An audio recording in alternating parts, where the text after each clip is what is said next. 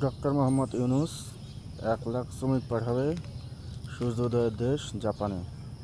যে জাপান সরকার যারা জাপানি ভাষা বলতে পারে তাদের লেভেল আছে, লেভেল 1, লেভেল 2, এই বিশেষ লেভেল 4 পর্যন্ত যে পারবে তাকে ওটা পাস করলে নিয়ে যাবে, ঠিক আছে বিষয় না।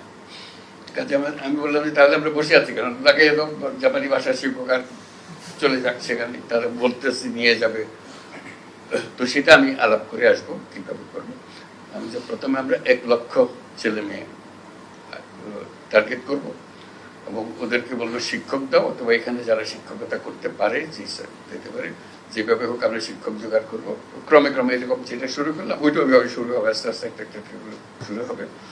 তারপর একবার শুরু হলে বলছি আর থামবে না, যত দিতে পারেন আমরা দিতে থাকবো। আপনাদের সংখ্যা আমি 1 লক্ষ দিয়ে শুরু করতে চাচ্ছি, 1 লক্ষ টার্গেট করে। 1 লক্ষ তো রাতারাতি হবে না, আমরা শুরু করবো হয়তো 200-500 দিয়ে শুরু করবো, আস্তে আস্তে আরো 1000 হবে, লাখ হবে, ইত্যাদি ইত্যাদি যাবো।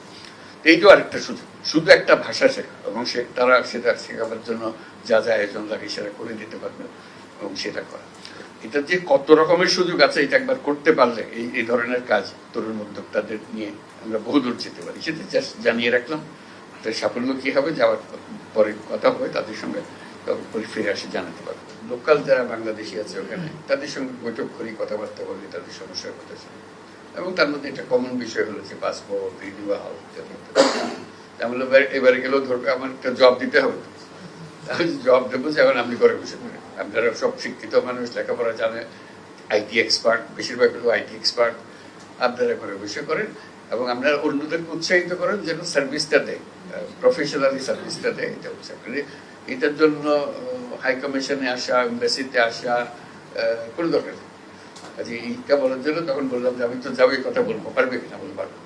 তো সেটা এখন কিভাবে পারবে আমি জানি না, আমি বলবো যে এটা হবে, এটা বলে আসবো। কাজে এখন হওয়ার দায়িত্ব তার, সে আবার আশ্বাস দিচ্ছে যেটা হবে, কাজে এটা আমরা করে দেবো।